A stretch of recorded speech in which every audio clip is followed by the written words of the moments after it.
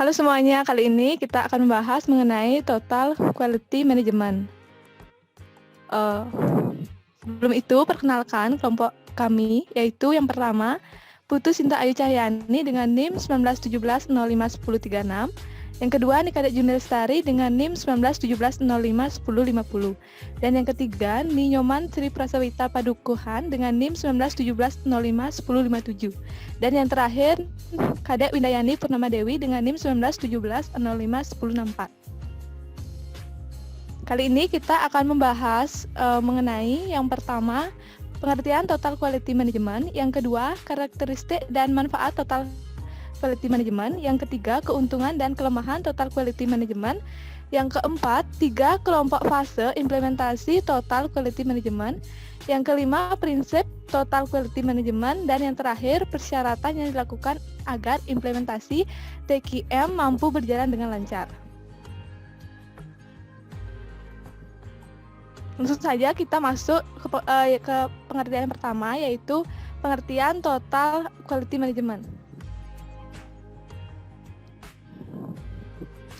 Total Quality Management atau TQM adalah konsep manajemen modern yang dirancang untuk merespon dengan tepat setiap perubahan yang didorong oleh faktor eksternal maupun internal. Secara sederhana, TQM ini merupakan sistem manajemen yang meningkatkan kualitas sebagai strategi bisnis dan meningkatkan kepuasan konsumen dengan melibatkan semua karyawan perusahaan. Next. Selanjutnya yaitu karakteristik dan manfaat Total Quality Management. Secara umum, menurut Tjiptono tahun 1995, karakteristik TQM yaitu fokus pada konsumen atau pelanggan, kemudian obsesi terhadap kualitas, pendekatan ilmiah, kemudian komitmen jangka panjang, kerjasama tim atau teamwork, yang kemudian perbaikan sistem secara berkesinambungan, selanjutnya pendidikan dan pelatihan, kebebasan yang terkendali. Yang terakhir, kesatuan tujuan, yaitu adanya keterlibatan dan pemberdayaan karyawan. Sedangkan manfaat Total Quality Management atau TQM yaitu yang pertama, perusahaan dapat memperbaiki posisi kompetitifnya sehingga pangsa pasar semakin besar dan harga jualnya dengan lebih tinggi. Kemudian yang kedua, perusahaan dapat meningkatkan output yang tidak bebas dari kerusakan melalui upaya perbaikan kualitas. Hal ini menyebabkan biaya operasi perusahaan berkurang sehingga laba yang diperoleh semakin meningkat. Baik, selanjutnya yaitu mengenai keuntungan dan juga kelemahan dari Total Quality Management. Yang pertama mengenai keuntungannya. Keuntungan yang pertama yaitu dapat menghemat biaya. Penerapan TQM ini secara konsisten dari waktu ke waktu bisa mengurangi biaya perusahaan. Yang kedua yaitu mendapatkan kepuasan pelanggan. Dengan TQM ini, perusahaan akan mempunyai produk ataupun layanan yang lebih baik daripada kompetitor lain, dan interaksi pada pelanggan juga akan cenderung bebas dari kesalahan sehingga perkiraannya hanya akan ada sedikit keluhan pelanggan. Yang ketiga yaitu mengurangi cacat. Lebih fokus dalam meningkatkan kualitas dalam suatu proses daripada memeriksa kualitas menjadi sebuah proses. Hal ini akan mengurangi waktu yang dibutuhkan untuk memperbaiki kesalahan. Selanjutnya yaitu peningkatan loyal karyawan. Mampu mengarahkan pada peningkatan yang nyata atas moral karyawan dan juga akan mengurangi pergantian karyawan dan mengurangi biaya untuk merekrut serta melatih karyawan baru. Yang terakhir yaitu membuat perusahaan kuat menghadapi kompetisi. TQM ini akan sangat membantu dalam memahami tingkat persaingan dan juga mengembangkan strategi yang efektif ketika menghadapi suatu kompetisi dagang.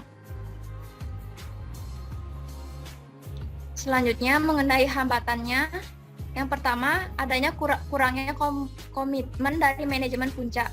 Karena dukungan manajemen puncak dalam melaksanakan komitmen manajemen puncak hanya memberikan dukungan pada manajemen produksi. Selanjutnya yaitu kurangnya pengetahuan. Kurangnya pengetahuan tentang konsep ini akan mempersulit pekerja untuk menerima dan menerapkan konsep tersebut. Yang ketiga yaitu budaya organisasi yang kurang mendukung. Terlihat pada organisasi yang belum memandang perlunya untuk menjalin hubungan jangka panjang baik dengan pelanggan maupun dengan pemasok. Selanjutnya, ketidaksempurnaan penerapan praktik pekerja.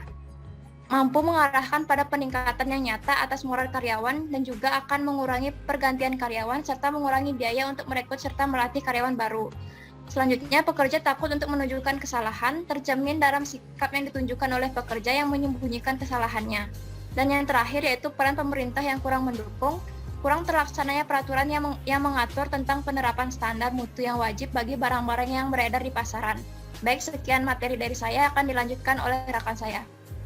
Baik, selanjutnya ada 3 kelompok fase implementasi Total Quality Management. Menurut Ghosh dan Davis pada tahun 1994, ada 3 kelompok. Yang pertama ada fase persiapan yang terdiri dari membentuk Total Quality Steering Committee, yang kedua membentuk tim Steering Committee, yang ketiga pelatihan Total Quality Management, yang keempat menyusun pernyataan visi dan prinsip, yang kelima menyusun tujuan umum dari organisasi, yang keenam komunikasi dan publikasi, yang ketujuh, identifikasi kekuatan dan kelemahan organisasi. Yang kedelapan, identifikasi pendukung dan penolak TQM. Yang kesembilan, memperkirakan sikap karyawan. Dan yang kesepuluh, mengukur kepuasan pelanggan. Selanjutnya, fase yang kedua adalah fase perencanaan, yang meliputi merencanakan pendekatan implementasi dan menggunakan siklus PDCA. Yang kedua, identifikasi proyek mana steering committee bertanggung jawab untuk memilih proyek awal TQM. Yang ketiga, komposisi tim yang dibentuk steering committee. Dan keempat, pelatihan tim sebelum melaksanakan tugasnya. Dan fase terakhir adalah fase pelaksanaan, yang terdiri dari penggiatan tim yang mana steering committee memberikan bimbingan kepada setiap tim. Yang kedua ada umpan balik kepada steering committee. Yang ketiga ada umpan balik dari karyawan. Dan yang keempat ada memodifikasi infrastruktur. Baik, saya akan menjelaskan bagian yang kelima, yaitu prinsip Total Quality Management. Adapun prinsip dari Total Quality Management ada 4, yaitu yang pertama, program TQM harus didasarkan pada kesadaran akan kualitas dan beri orientasi pada kualitas dalam semua kegiatannya sepanjang program, termasuk dalam setiap produk dan proses. Yang kedua, yaitu produk TQM harus mempunyai sifat kemanusiaan yang kuat dalam memperlakukan karyawan, mengikutsertakan dan memberikannya inspirasi. Yang ketiga, yaitu program TQM harus didasarkan pada pendekatan desentralisasi yang memberikan wewenang di semua tingkat, terutama di garis depan, sehingga antusiasme, keterlibatan, dan tujuan bersama menjadi kenyataan. Yang keempat, yaitu program TQM harus diterapkan secara menyeluruh, sehingga semua prinsip kebijaksanaan dan kebiasaan mencapai setiap sudut dan celah organisasi. Yang keenam, yaitu persyaratan yang dilakukan agar implementasi TQM mampu berjalan dengan lancar. Komitmen yang tinggi atau dukungannya penuh dari manajemen puncak, mengalokasikan waktu secara penuh untuk program TQM, menyiapkan dana dan mempersiapkan sumber daya manusia yang berkualitas, memilih koordinator atau fasilitator program TQM, lakukan benchmarking pada perusahaan lain yang menerapkan TQM, merumuskan nilai atau value, visi atau vision, dan misi atau mission, mempersiapkan mental untuk menghadapi berbagai bentuk hambatan, dan merencanakan mutasi program dari TQM. Sekian presentasi dari kelompok kami. Saya ucapkan terima kasih.